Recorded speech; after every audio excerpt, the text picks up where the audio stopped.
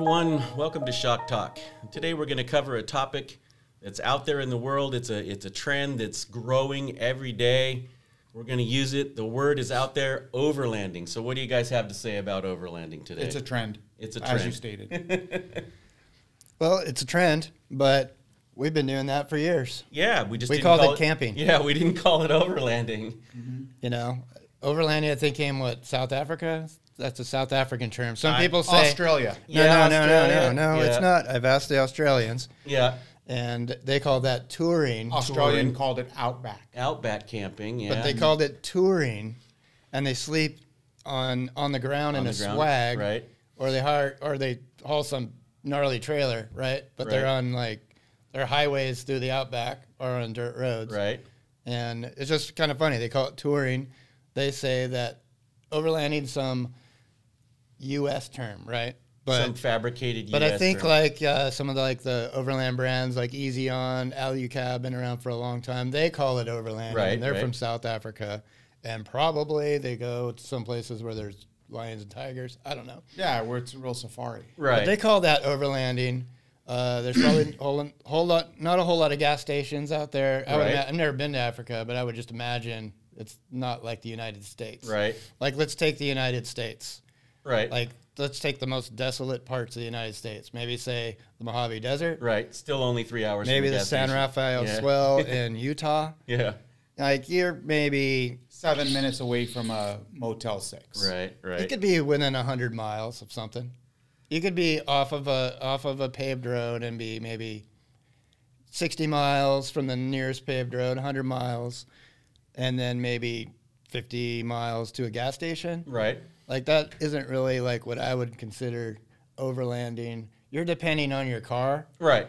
right? But you're really not that far out in the middle of nowhere. So the object is, You know what I mean? Right, is to find a vehicle you like and fix it up so that you're self-reliant. Or don't fix it up. Don't fix it up. Or don't fix it up. Yeah. So Well, let me ask you this. If you Ask go me. out for the weekend in Big Bear, is that overlanding? No. That's No. spending a weekend in Big Bear. Exactly. That's wheeling. Whatever it is. But Fiesta it's- Island is not overlanding Yeah, just because you right, pitch your tent. Yeah. You know, so here's the deal. Just like we talked about suspension. Suspension, you can go overboard. You can get a long arm kit where it takes a lot of the challenge out of your obstacle. Overlanding, campers have finally made it to where they can go overboard.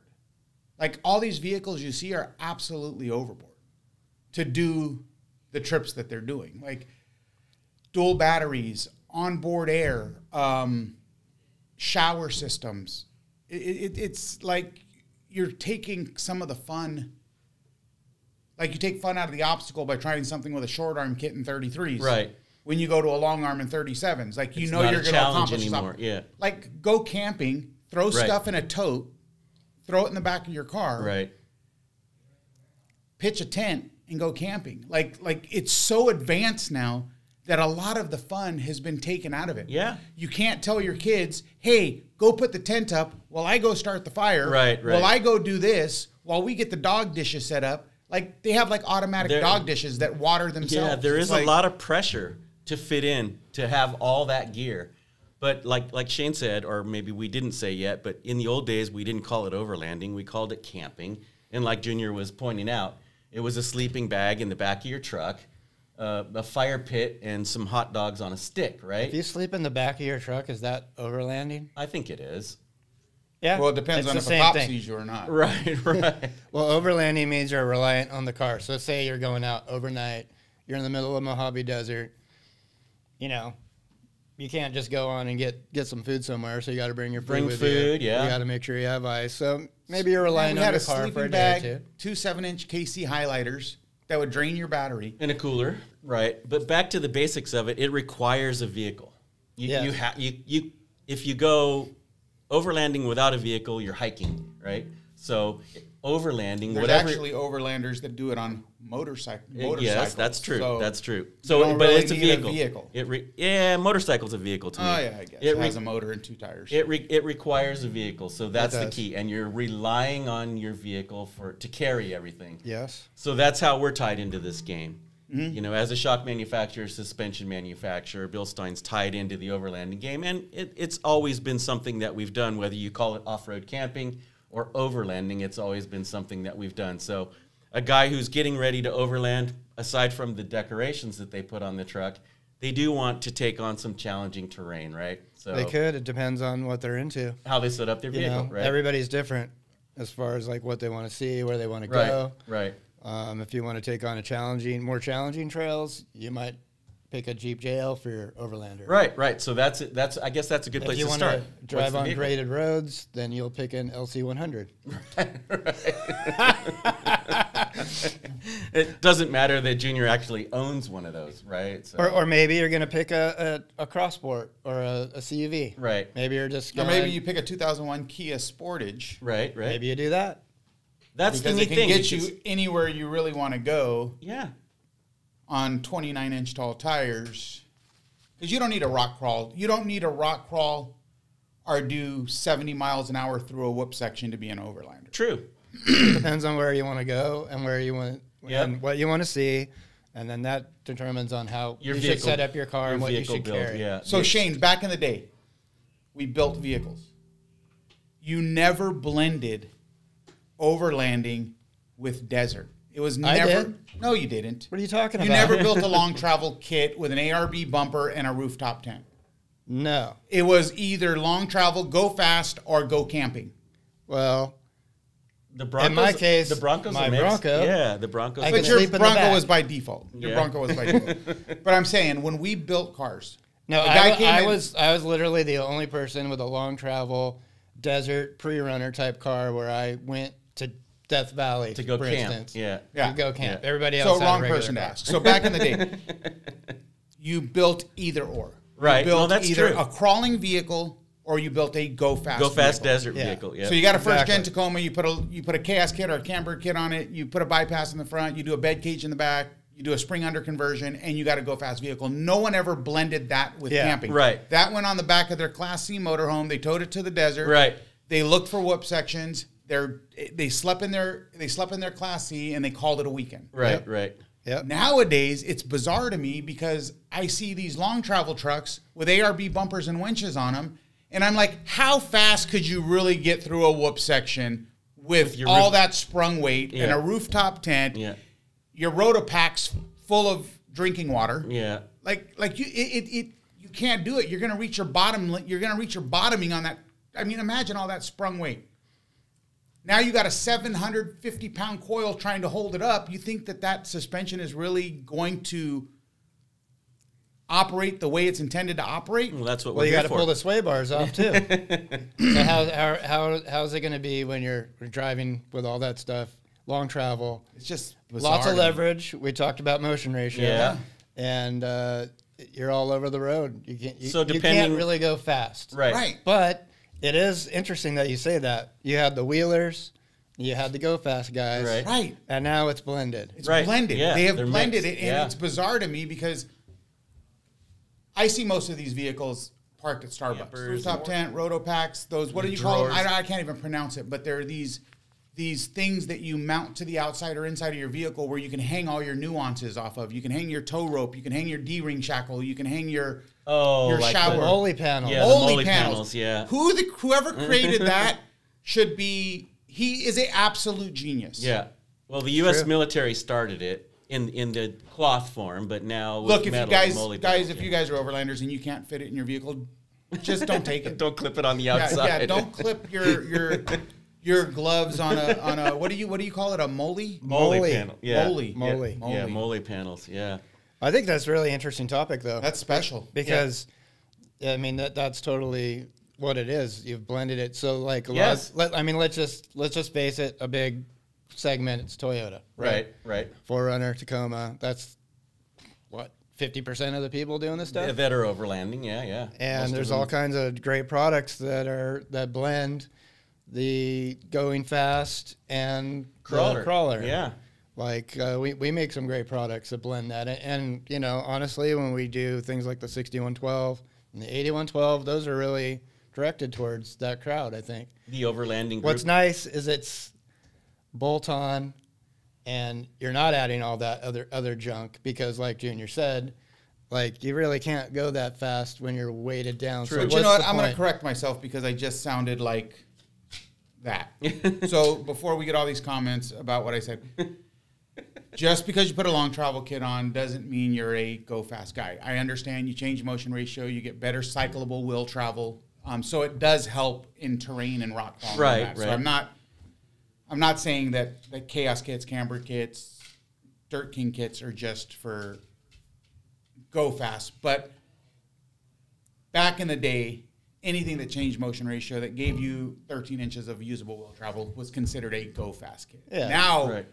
this is where it comes into everything's blending now. Right. The articulation's more important than going fast. Yeah, right? and it's to the point now you can't be an overlander without 40s. Like, Yeah. you got a rooftop tent. How much further do you want to be away from that thing? These people really want to get away. I mean, they must be sick of society, right? They're just like, let's It's- get it's- out Well, I of here. mean, I think the long travel kit is an advantage on a Toyota because now you got more droop. Right. yeah, right. yeah, that's Because why I corrected Toyotas myself. are definitely, they're a Those little are short- tippy. short They're a little travel. That's tippy. exactly why I corrected myself. This hasn't even aired yet, and I know people were already in the comment section, so I made sure to. Well, that's So- what we want. I mean, I've told people that before. Like, if you want to have a good like articulation, any hope of articulating one of these Right. things Add travel. Yeah. Right. is you put a just because. And you say long travel. I mean, I don't consider 13 inches of travel long travel. No. Well, not in when this- not when there's production vehicles now that have it. Yeah. Right. You're right. absolutely right. So- But back in the day, you were maximizing. OE Travel was maximizing at the 6.5 inch range in first gen Tacomas and Tundras, and what did you get 3.5 in a Titan or a Frontier? Right. Yeah. Right. So 13 inches of travel back then was long travel. Yeah, super long travel. But in today's To me, you don't get long travels till you start center mounting your arms. world- right. Right. You know. I could tell you a story about that. Sean Holman, our good friend, We'll see you on the 17th. by Yeah, the way. yeah. he built a long travel Ford Ranger FX4. Edge. That was a rad truck. Oh, I've heard Was it about FX? this Yeah, it was truck. an FX4. Yeah, FX4, and he had Dixon Brothers long Dixon travel Brothers. kit. It was really nice. And anyways, we did Hell's Revenge, and it was great. Right. It went everywhere. It articulated. It didn't have sway bars. It had like an 18-inch travel shock in the back with some Deaver springs, and it cycled a lot of travel. So, anyways, let's fast forward to 2016. Right. We just come out with the 8112s, right? Which is a great overland Right, right. Direct package. We'll bolt-on, talk yeah. about that in a second. But I'm like, I could go do his Hell's Revenge in this overland taco because years ago we did it with Sean Holman, right? Right, right. With this Ranger. Well, his Ranger was long travel, so it was just way more sure-footed. Right. You know, it had 'Cause way you had more track weight. articulation. And yeah, the taco pretty much scared the shit out of me on Hell's Revenge. Oh, you raised tire. Oh, constantly. Did it, See make, did it make anything? it through the 'Cause that's what obstacle? people Like- don't understand. People don't understand here. So I'm gonna bring the Clarify public's it. attention But- to this. Yeah. But before that, the taco was 8112, just stock width, everything stock. Right. You know, upper control. We arms. build a great quality part to level your ride height. Right. On right. a Toyota. Right. Not only level your ride height, but to better your ride quality in the process of leveling your ride height. Right. However, it is an IFS vehicle. Let's round it off to 7 inches of wheel travel. You got 7 inches of wheel travel. Travel is typically a term that's oversold, right? Unless you're really changing motion ratio, you're not really getting travel. What our product allows you to do is it gives you confidence to use all the 7 inches of travel that Toyota gave you.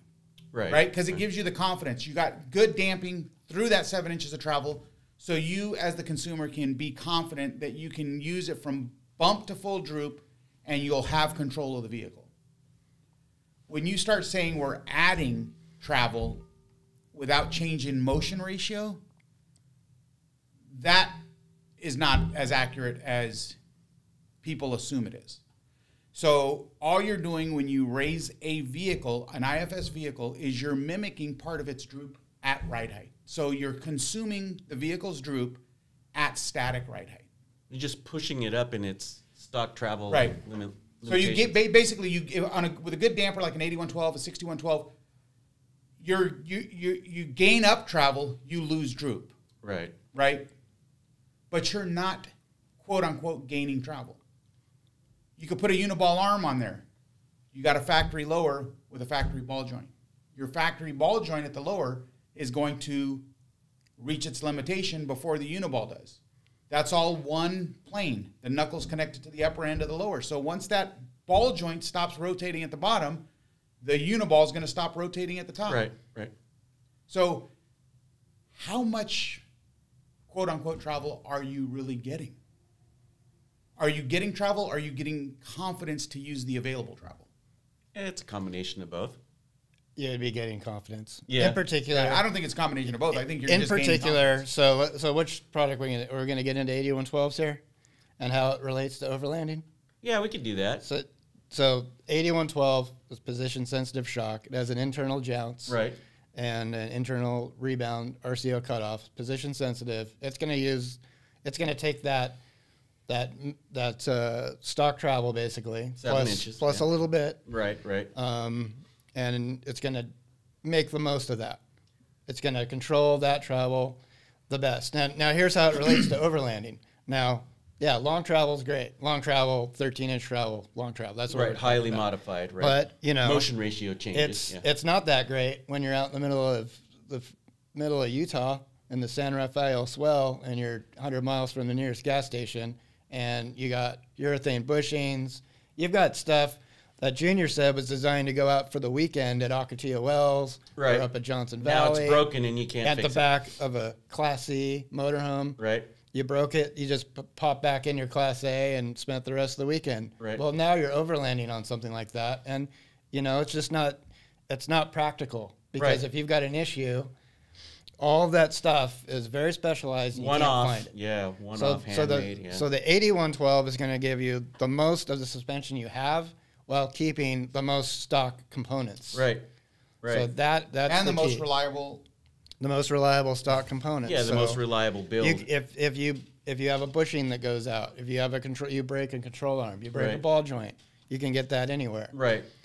So you really don't want to go out in the middle of nowhere. Let's say you go down to Mexico or Right. something, to Baja, with this specialized stuff that's not really designed When it's for, broke, it's broke. for, Yeah. for normal, like, everyday use. So And that's what I was going to say about overlanding is that part of the draw or part of the not the draw is that you're really self-reliant. You know, Yeah. that's what happens. And so when you build a vehicle, you have to make sure that it can be repaired on the trail. you right? got to think about that. Right. Where are you going to get that part?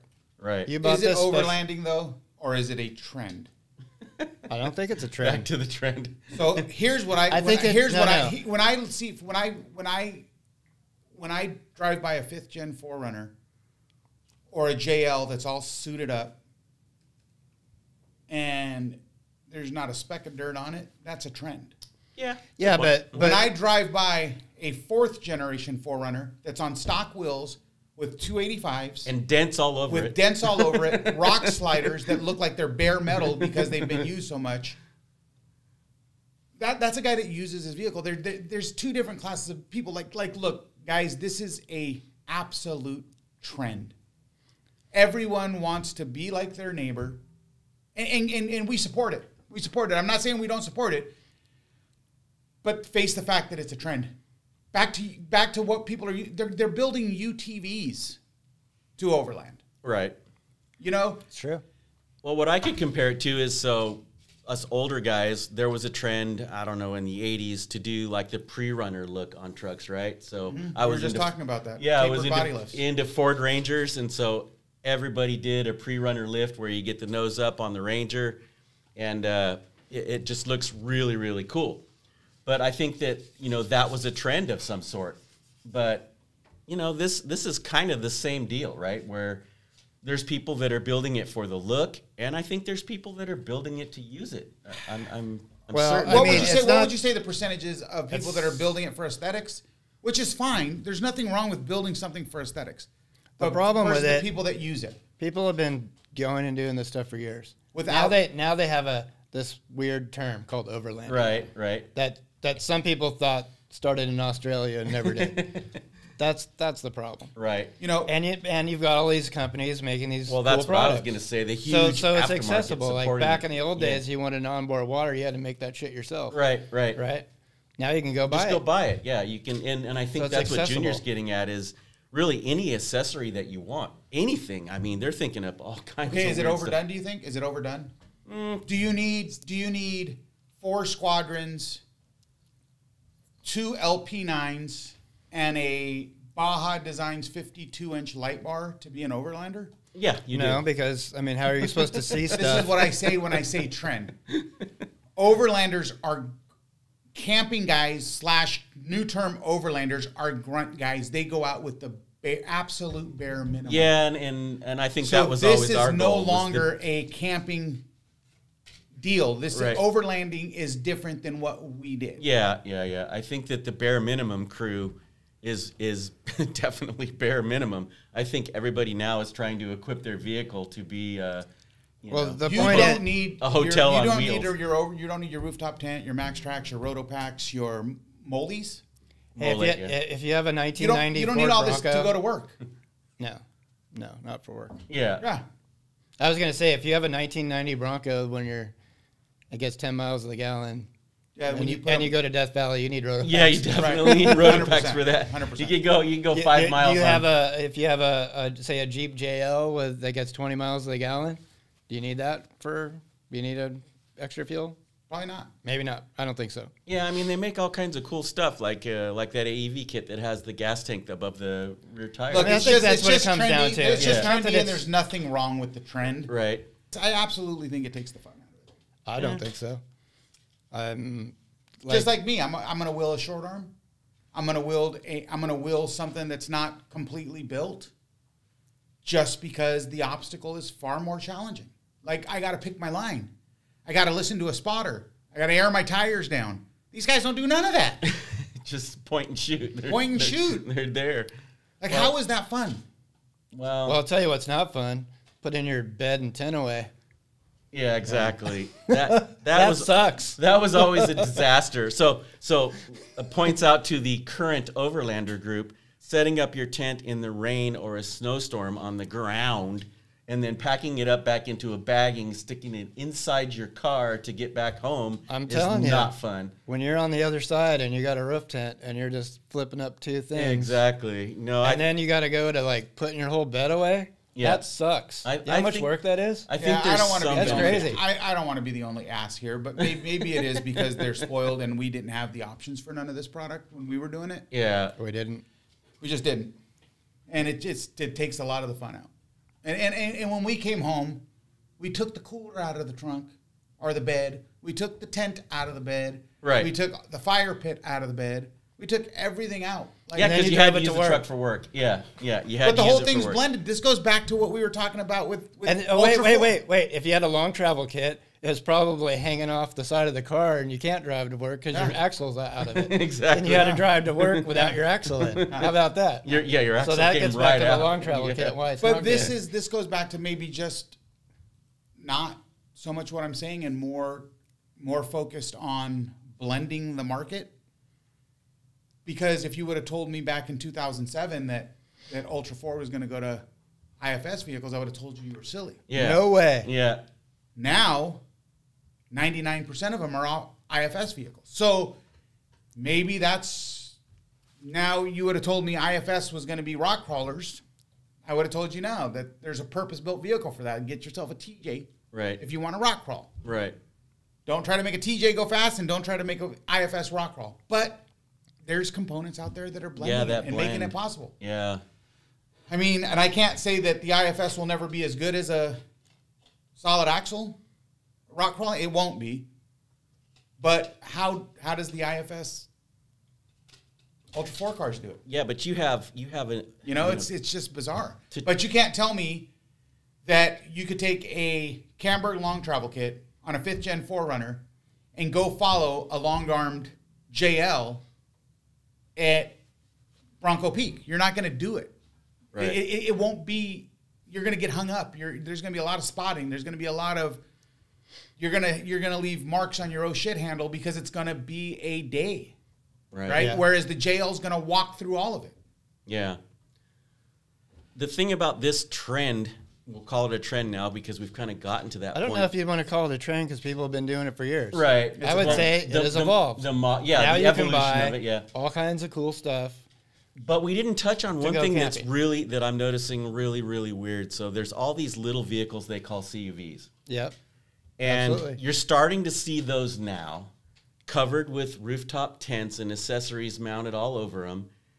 And so this is now considered an overlanding vehicle. Yeah. Words of Micro wisdom on overlanding. that. Yeah, micro overlanding. Micro overlanding. Yeah. Words of wisdom on that. Do you need a winch on your Subaru? Yeah, I mean, it- maybe so- you don't need to do that. So back to what Like, Junior said. if you're going to get yourself into a situation in a Subaru where you need a winch, you need help. Call Matt's Like, you call need a Matt's counselor. off-road recovery. You need like a therapist Yeah. because your vehicle wasn't intended to go. Right, never, right. never intended for a winch. Just maybe not do that. I mean, let's just face it. Any Tacoma 4Runner never intended for a winch. Right, They suck. They shake and rattle. But anyways, let's get back to the CUVs. right. Yeah, it's great. You know what? A CUV rides great down a graded dirt road. Oh, So good. Better than way a cab better, on chassis. Way better than any truck. Way better. So it's a smaller vehicle, it's a smaller footprint, it takes less gas, and you can still fix it up pretty good for so-called overlanding. Well, you could fit your ground tent in it. You might be able to put a roof tent, but not really. Now you're back to the ground tent. Back so to now the ground tent. you're- No. You don't think so? No. Oh, Outbacks that's a big vehicle now. Yeah, you can get the a cross good- track's big enough for a A rooftop. good rooftop tent on those. I But mean, I I think see M3s with rooftop tents. But I think Yeah. the CUV guys, I mean, I think they're up for the ground tent. They're Right. definitely up for Maybe. it. No, Maybe. no, I don't think so. I think that it makes, in my opinion, a rooftop tent makes more sense on a CUV than it does on an SUV. Right. But that might be because I'm fat and I won't be able to get into the SUV one. You know what I The mean? There rooftop, there could be some wisdom to that. But nonetheless, I mean, It would. Like, how come people put roof tents? You take a truck with a 6-foot bed. I put a rooftop tent on it when you could just sleep in the back of the Why bed. didn't you just sleep in the back of the truck? Exactly. Because it doesn't follow the trend. Right, That's what I'm right. saying. You think You that's say it's it? not a trend, but Well- you just prove that it is. Well, just to How prove- about the guys that put roof racks on a Tacoma when they have a bed? Yeah. Yeah, you I just don't know never why you do that. So you're right. It would make sense. A CUV, you don't got room for your bed. Right. Right. On the roof. Like Yeah. a bed takes a lot of room. A Right. tent, a mattress. So save all that, leave it at home. now put a it's on the rooftop- roof, so it makes perfect sense. Yeah, these the only compact problem campers is actually have more of my respect. The compact camper has more of my respect than the guy that's building it. Yeah, Yeah. but back to well, CUV. no. Go ahead. Roof tent on a CUV makes sense until you got to drive it over 60 miles an hour. Right, and then it lifts you off the it road. drinks gas. Which is what I'm saying. You know, like would you really spend all this money on a long travel kit to put on a Tacoma or a 5th gen runner, a 4th gen runner, or a When you could Tundra? buy a Subaru and do the same thing. No. Would you spend all that money just to help a minute bit with articulation over? You're never going to be able to use that thing at speed, which is its initial intent was Junior's for really speed. upset about this. I can see His it. He's intentional, just like- the It's intentional, true. but Yeah. it's everything's true. It is It's true. totally true. It's It's totally true. true, but The people are going to intent do what was people for do. Speed. Yeah. That's why Nicole's around. That's why Camberg's around. These kits were built for people that wanted to go fast in the desert. Do you really need it to overland? No, I would think that you could take the stock Tacoma out and do that. Yeah. Do you really Yeah. need anything to overland? Let's go back to when we were doing it out of A C10 81 pickup. Toyota yeah. pickups. How about a C10 pickup? Yeah. 1986 and a half Nissan hardbody? Exactly. Yeah. 1985 and a half Blazer But- S10 Blazer but we- four-wheel drive with a 2.8. We have to embrace the evolution of the trend. We just got back from Overland Expo. What vehicle did we display there? We displayed a Crosstrek Yeah. with a new product that we call a TerraSport, Oh, really? which is, those are strut-based vehicles. Right? McPherson strut, and we make McPherson struts for European sports cars and luxury cars, so it's a great fit for us. There's a lot of spacer kits on the market, and the spacer kits are absolute garbage because they overextend your travel. They break your car, basically. Chelsea, who is our, what is Chelsea? She's our producer. Our producer. Yeah. Her car was broken because of a spacer kit. So before we went to Moab, the axles were falling out of it because we put a spacer kit on it. So we had to redo the axles. We put the TerraSport, so you're not the TerraSport Torrent is CVs. yeah, the TerraSport basically you put it on, you use the stock coils, and you get an 1.5 inch of lift. So we're targeting anywhere from 1 inch to 2 inches of lift. Kind of like that JL kit we talked about last And time. like that, Yeah. you're keeping it mellow. Well, not quite like that, but Similar idea, at least, or concept. OEM plus. Yeah, OEM plus. Yeah. you're keeping the OEM plus with it. You're realigning the car. There's nothing bad about it. It rides better than stock. Chelsea jumped the thing over a freaking Yeah, she was trying to water miss bar. a deer On or accident. something. Yeah. On complete accident. But, she says. but anyways, well, here's the thing. Why do you want to lift your Crosstrek 1.5 inches? Because you want a all-terrain tire. Right. Because if you go to Death Valley with Pizza Cutter tires, street tires, yeah. you're gonna blow out all of your tires. Right. And you're gonna go for a walk. Cut a tire Right. on a rock. or It's something. like it's unsafe. You know Right. what I'm going to do? What? I'm going to start building long travel kits for Subarus. Yeah, there we go. Let's get with Nicole Yeah. at Chaos. Let's build a long travel Subaru What are you waiting kit. for, Nicole? So we'll have building. OEM plus, probably and we'll working have on it. extreme, right? We'll have somebody that wants to take their Subaru up a Metal Masher or something, you know. So Well, I mean, if But you don't want to, discredit Subarus. I mean, Subarus will go anything a camper or oh yeah, a real overlander that's why wants to do. it's so popular for people to modify those vehicles slightly. I mean, your out of pocket expense with a CUV is going to be half of what it would be to build up a comparable taco with the trend in mind, right? So and the gas mileage and all that. Take all the stuff, the gear off when you're done. The gas mileage goes back to stock, and you've got this really capable vehicle for going out on the weekends and camping. capable for driving down graded roads. Right. And let's face it, a lot of this stuff is graded roads that Right. people are driving on. Yeah. Well, there's Just some fire pretty good roads, pretty good washboard. scenery off fire roads and things But you like know, I've taken Subarus further than just fire roads and washboard roads. They go places in the backcountry. It's just a matter of how much you want to blow out their undercarriage. But but nonetheless, they're going to get you where you want to go. Back to trend versus reality. Right. What are we all thinking? What's overlanding? To me, I mean, old school. I still have an open bed truck that gets a sleeping bag, and I take a cooler. So put the some beers in it. modern overlander, is that a trend? It's hard to say. Well, I think it is, and mean, we're it's gonna been- we as a manufacturer, we're gonna get into the trend too. So we build a lot of quality products that are gonna help them. Yeah. You know, we have heavy load kits for the guys that want to overstack stuff on their vehicle that they don't need. We gotcha. Right. Yeah. No, we have everything to equip your vehicle, no matter how you decide to equip it. Whether you decide to, to keep the truck relatively stock with the 4600 or 5100, or start modifying the Well, vehicle, or Let's bring that up. So I think that what we do, obviously we talked about the 8112 a little bit, but for any body on frame pickup truck on the market, which is a great overland, any pickup truck is a great overland Right. platform, we make the 6112 kit. okay, And what is that? it's a ride height adjustable. Yep. It's a 60 millimeter body, Which Comes is with like a comes 2 with point. a spring, linear spring. an overland rate spring. It's a 2.6 diameter, so it's a large diameter. So you're blending again. You're blending the high Blending speed. speed and The, rock crawling. the high speed brought in the large diameter shock. So we're bringing in the large diameter shock, but the beauty of it on the 6112 kit, which is 2 large shocks, 60 millimeter, 2.6 outside diameter, 2 springs, but it fits right into the stock location. Right. So it's a Reliable. large shock Geometry is the same. fitting into the stock You can location. run it with your stock uppers. Yep. It fits into it. It uses the stock upper isolators, so it keeps everything quiet.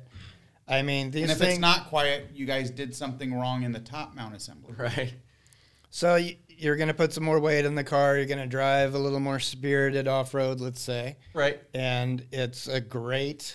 But we're getting the most out of the vehicle's stock travel. A Exactly. little bit more than stock, but we're getting the most out of it. Getting We the changed most the out of spring it. rate a little bit, so And We're- you can, and if you want to, if you have an F-150, if you have a Ram 1500, a Chevy 1500, all the Toyotas, Nissans, we make this 6112 front kit for you. Best So- bang for the buck. Right. It's absolutely the so you best could go bang with for a the light little off-road camper in the back, or you could dial in your rooftop tent if you wanted that. And Well, it's a still just large get out. diameter, Yeah. so it'll take more capacity. Right. It's going Big to hits. give you more stability. It's going to overall, it's going to take the hits better. So let's talk about some of the things real quick, what we see people doing wrong and how they can correct it. How about that? Sure. So understand that I think the biggest thing I want to get across is when when these overland guys stack a ton of weight on their vehicle, it's spring rate that suspends the vehicle. Right. And you should not be... Not compression dampening. Well, no, not that. You shouldn't be relying on spring preload to suspend your vehicle. You can't take a 600-pound spring, preload it to... And expect to hold up a winch. And to suspend a vehicle that needs a 700-pound coil. Yeah, you're going to put it in coil bind. Yeah.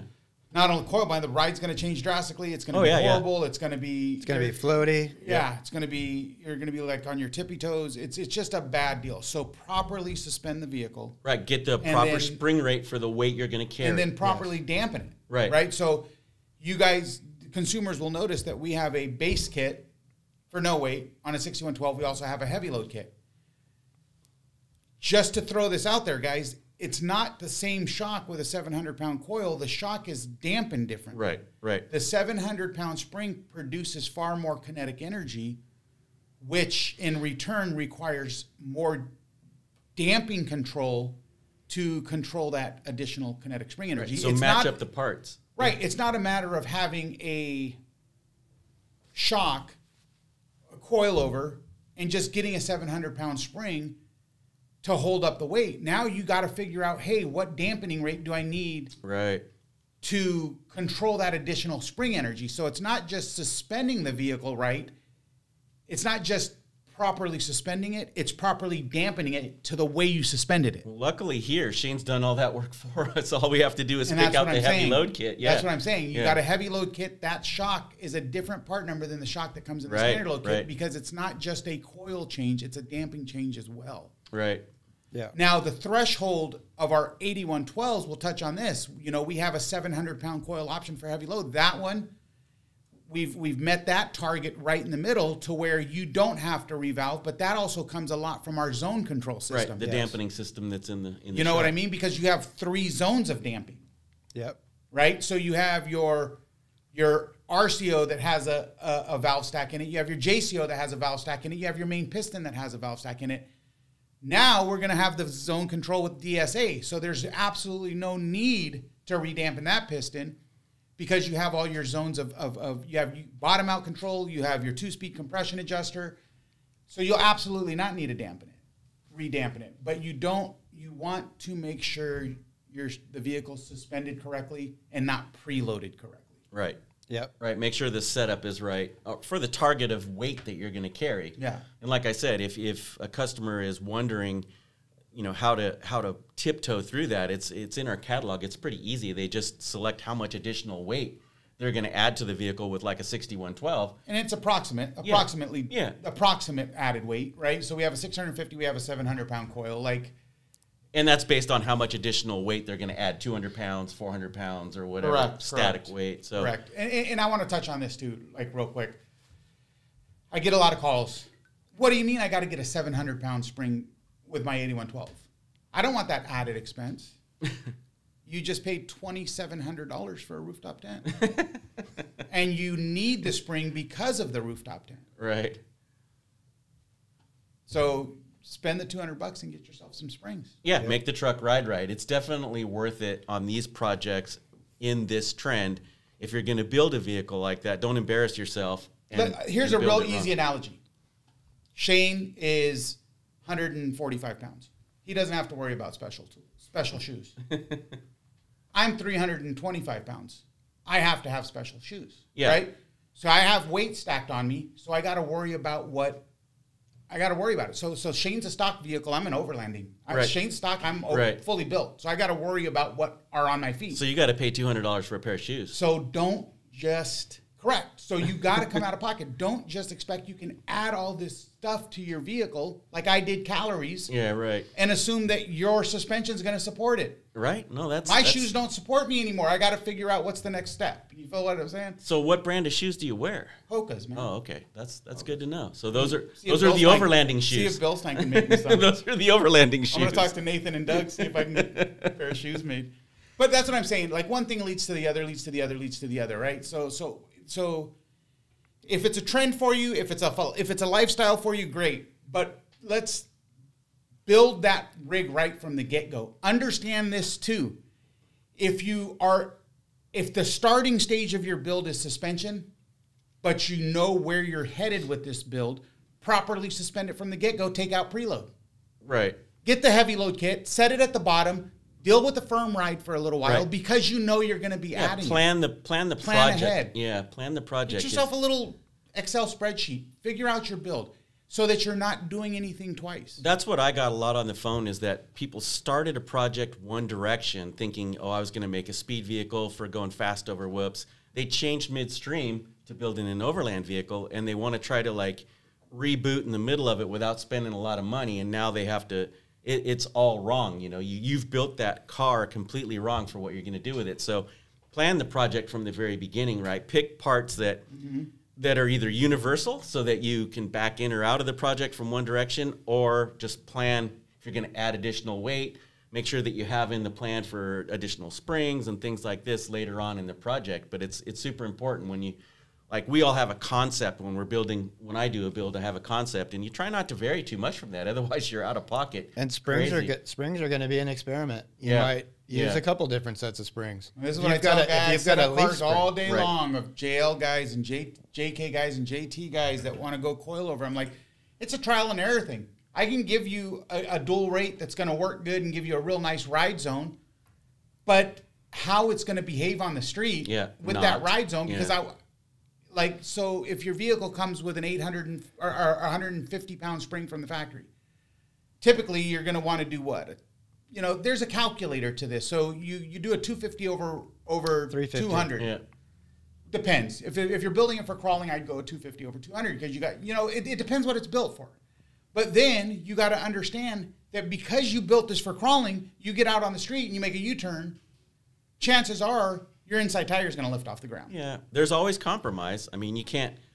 That, and again, I think that's part of overlanding too. Is some folks are building with compromise in mind, realizing that they have to drive these vehicles to work during the week. Yep. And some people just completely forget about that. That's a vehicle that needs to be driven to work and just go overboard, and it just becomes a hassle now. Well, if you're going to do drive it to right, you got to think about where you're going to go, what I'm into, what I Right. want to see. Right. Am I into the mountains? Am I into Yep. the desert? What I want to carry, and then figure it out. Right. You know, Build the vehicle to be you know, self-reliant. Like, here's what I see a lot, with like that concept. Cleghorn.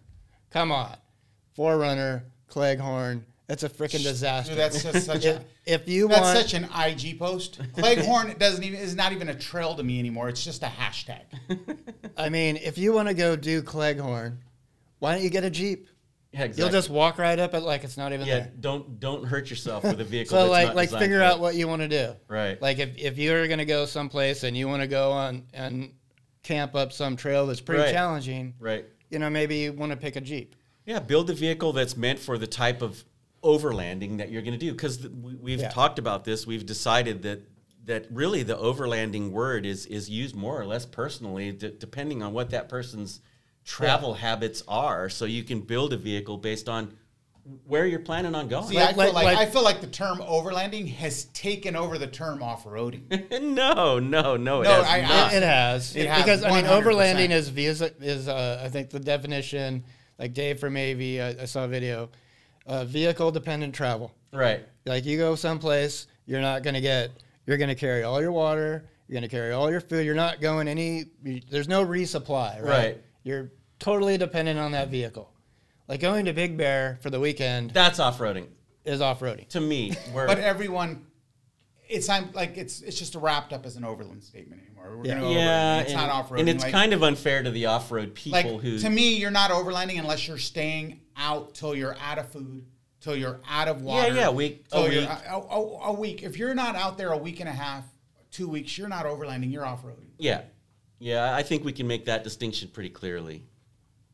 But that term means that you go overlanding for the weekend. So it's Yeah. so we've come to the conclusion that it's a trend. I think it's a term.